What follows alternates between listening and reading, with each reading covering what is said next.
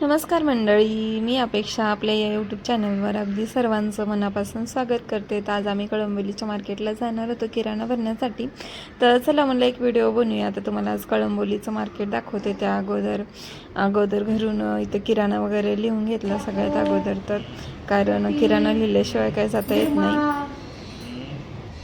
अजून साबणा, कपड्याचे साबणा, अंगाचे साबणा, भांडीचे साबणा, काय नाही लिहिलं. तेल, साखर, शेंगदाणे, पोहे, निरमा, निरमा लिहिला, तांदूळ, किलो 5 किलो येऊ का?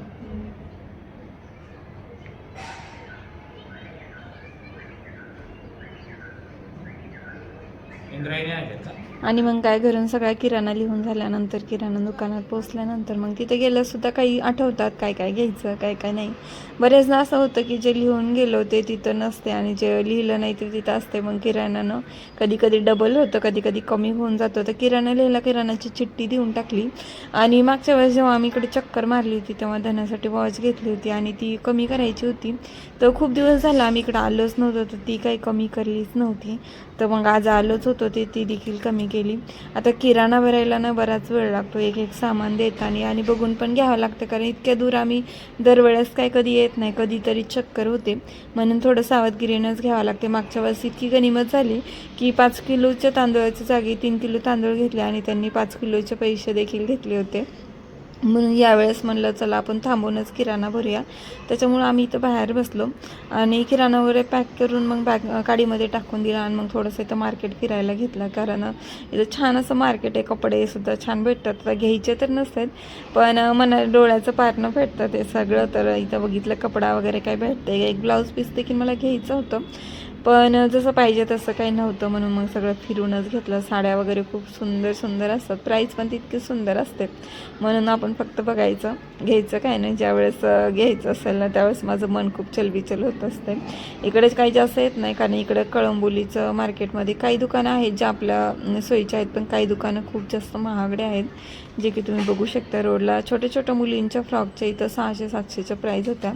त्याच्यानंतर धनी आम्हाला घेऊन गेले होते वडापाव खायला. शिवम काय आला नव्हता पण दिव आली होती आणि छान अशी आजी दिवची मया करत होती. खूप जास्त तिला मज्जा येत होती दिवसोबत खेळत. आणि छोटे मुलं आणि म्हातारे माणसं जवळजवळ सेमच असतात, ती त्यांना खेळवत होती आणि त्या आजी तिला खेळवत होत्या. त्यांना बघत बघत इकडं मी वडापाव खाऊन झाल्यानंतर इथं गुळाचा चहा होता.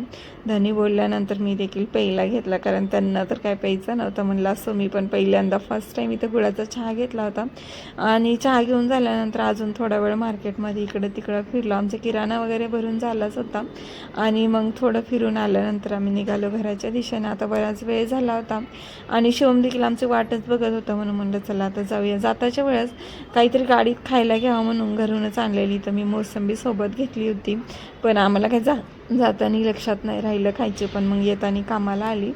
सगळं मार्केट फिरून आल्यानंतर चांगली भूक देखील लागली होती, मग येताना चांगली मोसंबी गाडीत बसल्या बसल्या खाऊन घेतली. संध्याकाळचा नजारा काहीसा असा होता आणि इकडं अवेळी जत्रासुद्धा असतात, म्हणजे इथं जत्राचं इथं लागलेलं होतं. मस्त असं झुला पाळणा वगैरे सुद्धा होता. आणि यायच्या टायमाला म्हटलं कळंबोली इथून तळोजाला यायचं म्हटलं की खूप जास्त गर्द असतो शक्यतो, त्याच्यामुळेच आम्ही इतक्या लांब मार्केटला जात नाही, पण कधी कधी बाजार आणायला जातो. तर आज पण गेलो होतो. तर छोटंसंच मार्केट आहे, एवढं काही मोठं नाही, पण तेवढंच. तर असं आज मार्केटमधून आलं होतं. येताना मस्त असं चंद्र उगवला होता. तर आज मस्तपैकी कळंबोलीचं मार्केट आम्ही फिरून आलो होतो. तुम्हाला हा व्हिडिओ कसा वाटला नक्की कमेंट करून सांगा. चॅनलवर नवीन असाल तर नक्की सबस्क्राईब करा. चलो बाय, परत भेटूया दुसऱ्या व्हिडिओमध्ये.